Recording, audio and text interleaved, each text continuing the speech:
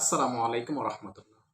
সুপ্রিয় বন্ধুরা, আজকে এমন একটি খবর আপনাদের মাঝে প্রকাশ করব, যেটা দীর্ঘদিন ধরে শত শত প্রার্থীদের মনের চাওয়া ছিল।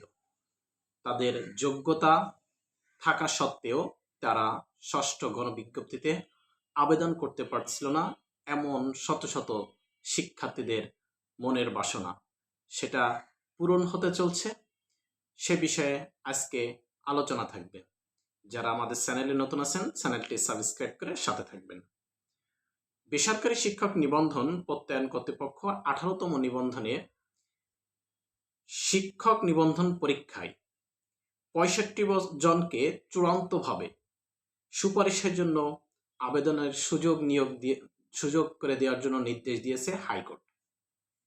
অর্থাৎ যারা আবেদনের সময় 35 বছরের বয়স হয়ে গেছে, অর্থাৎ 4 জন যাদের বয়স 35 বছর প্লাস হয়ে গেছে, তাদেরকে আবেদনের কোনো সুযোগ দেওয়া হয়েছিল না।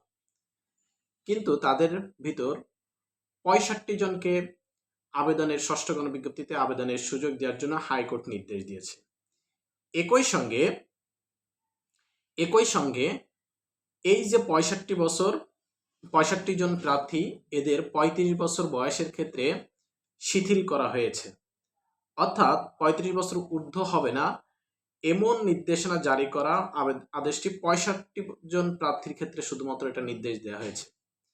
এখন কিভাবে এই 65 জন প্রার্থী আবেদনের সুযোগ পাচ্ছে, আর হাইকোর্টই বা কেন তাদেরকে এই রায়টা দিল, সে বিষয়ে আজকে আরো আলোচনা থাকবে। আমরা পত্রিকা থেকে আজকের নিউজটি বিশ্লেষণ করব। এখানে বলা হচ্ছে 7 জুলাই হাইকোর্টের আদেশের বিরুদ্ধে করা আবেদনের শুনানি শেষে বিচারপতি মোহাম্মদ রেজাউল হকের চেম্বার জজ আদালত এ আদেশ দেন। অর্থাৎ 16ই জুন যারা বয়স 35 বছর ঊর্ধ্ব হয়ে গেছিল, কিন্তু তারা প্রিলি লিখিত ভাইবা পরীক্ষায় চূড়ান্তভাবে উত্তীর্ণ হয়েছিল, এরকম 65 জন ব্যক্তি হাইকোর্টে তারা রিট করেছিল। এনটিআরসি এর বিপক্ষে হাইকোর্টে তারা রিট করেছিল। কিন্তু এই হাইকোর্টের রিট অনুযায়ী হাইকোর্ট তাদের রিট মঞ্জুর করে তাদের পক্ষে রায় দিয়েছিল এবং তাদেরকে সনদ প্রদান করে ষষ্ঠ গণবিজ্ঞপ্তিতে আবেদনের সুযোগ প্রদান করা এবং তাদেরকে ষষ্ঠ গণবিজ্ঞপ্তিতে আবেদনের সুযোগ দিতে নির্দেশ দিয়েছিল এনটিআরসি কে হাইকোর্ট। এনটিআরসি তখন এই 65 জনের বিরুদ্ধে জানায় যে তারা আপিল করবে এবং এনটিআরসি আপিল করলো। আপিল করার পর এই যে 65 জনের বিরুদ্ধে যে আপিল করলো, আপিলে এনটিআরসি এর আপিল খারিজ করে দেওয়া হয়।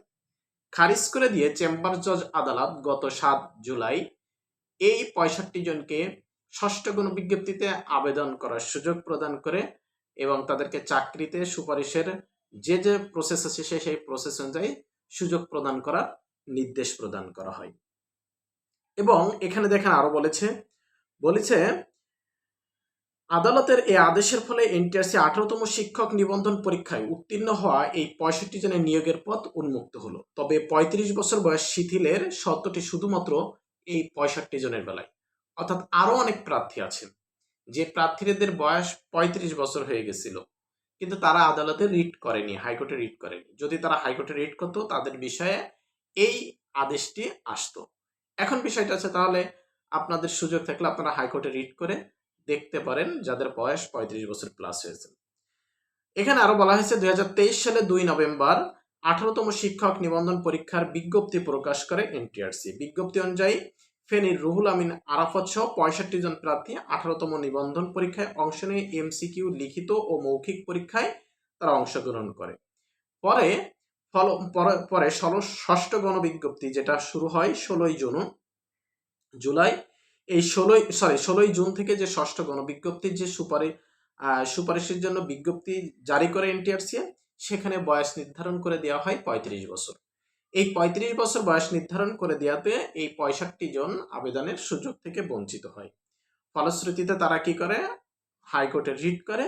রিটে এই 65 জনকে ষষ্ঠ গণবিজ্ঞপ্তিতে আবেদনের সুযোগ প্রদান করার জন্য হাইকোর্ট তাদেরকে নির্দেশ দিলে তাদের এই হাইকোর্টের নির্দেশকে উপেক্ষা করে এনটিআরসি আপিল করলে গত 7 জুলাই চেম্বার জজ আদালত এরা কি বলেছে, নো অর্ডার আদেশ জারি করেছে।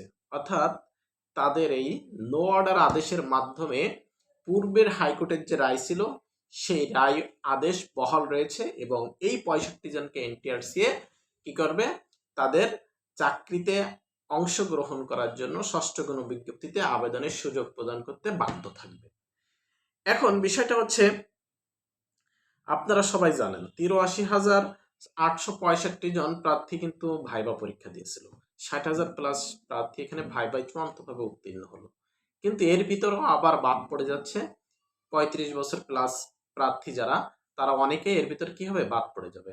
এরপরে দেখা যাচ্ছে অনেকে আবার নাম্বার কম থাকার কারণে কিন্তু এখানে চাকরি থেকে বঞ্চিত হবে। সেক্ষেত্রে দেখা যাচ্ছে আবার কিছু কিছু সাবজেক্ট আছে শূন্য পদের চেয়ে প্রার্থীর সংখ্যা কিন্তু দ্বিগুণ। সেক্ষেত্রে সেখানে কিন্তু শূন্য পদের যে চাহিদা আছে সেই চাহিদার বেশি কিন্তু প্রার্থী নিতে পারবে না, সেক্ষেত্রে সেখানেও বাদ পড়বে। টোটাল মিলে বোঝা যাচ্ছে এই ষষ্ঠ গণবিজ্ঞপ্তিতে যে 1 লক্ষ প্লাস শূন্য পদের জন্য চাহিদা দেওয়া ছিল বিভিন্ন প্রতিষ্ঠান, সব মিলিয়ে 40,000-এর মতো হয়তো, বা 40,000-এর কম, বেশি হবে না, 40,000-এর মতো হয়তো আপনার এখানে শিক্ষক হিসেবে চূড়ান্তভাবে নিয়োগ পাবে। আবার এর ভিতর থেকে কিন্তু একটা অংশ তারা আবেদনই করতেছে না, যে চাকরিতে তারা অংশগ্রহণ করবে না, ষষ্ঠ গণবিজ্ঞপ্তিতে আবেদন করবে না। এ পর্যন্ত প্রায় 55,000-এর মতো প্রার্থী ষষ্ঠ গণবিজ্ঞপ্তিতে আবেদন করেছে। অর্থাৎ 60,000 প্লাস ছিল, সেখান থেকে কিন্তু অলরেডি 5,000 আবেদন করতেছেন, এটা বোঝা যাচ্ছে। তারপরে এর ভিতর থেকে আবার কিছু সংখ্যক বয়স 35 প্লাস হয়ে গেছে, তাদের আবেদনের সুযোগ এখনো আসেনি।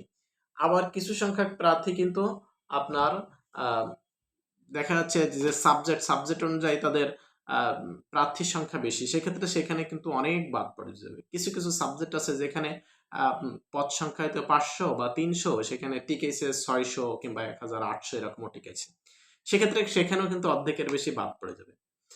এজন্য তবে সবচেয়ে মজার একটা বিষয় আছে, মাদ্রাসা থেকে যারা সহকারী মৌলবীতে আছেন বা ইবতেদায়ী মৌলবীতে আছেন, তাদের চাকরি 100% হয়ে যাবে, তাদের কেউ বাদ পড়বেন না। সহকারী মৌলবীতে মাদ্রাসার যারা আছেন তাদের 100% চাকরি হবে এবং আপনারা আপনাদের পছন্দের প্রতিষ্ঠান অনুযায়ী চয়েস দিবেন, দেখবেন আপনাদের হয়ে যাবে। যে 40 পেয়েছেন তারও চাকরি হবে 100%। কিন্তু এবং যারা সহকারী মৌলবী আছেন তাদের ইয়েস অপশন চালু করার কোনো প্রয়োজন নাই, কারণ আপনাদের প্রার্থী ক্যান্ডিডেট সংখ্যা কম। আপনাদের হয়তো কি 4,000 প্লাস হচ্ছে পাস করেছে, কিন্তু আপনাদের শূন্য পদ হচ্ছে 8,000-এর মতো, 8,000 প্লাস। এজন্য আপনাদের অতি সহজে চাকরি হয়ে যাবে, দুশ্চিন্তার কোনো কারণ নেই। তো যারা যাদের বয়স উত্তীর্ণ হয়ে গেছে তারা কমেন্টে জানান যে আমাদের বয়স 35 বছর হয়ে গেছে, এবং কে কোন সাবজেক্টে আবেদন করেছেন আমাদের কমেন্ট বক্সে জানান। ধন্যবাদ সবাইকে।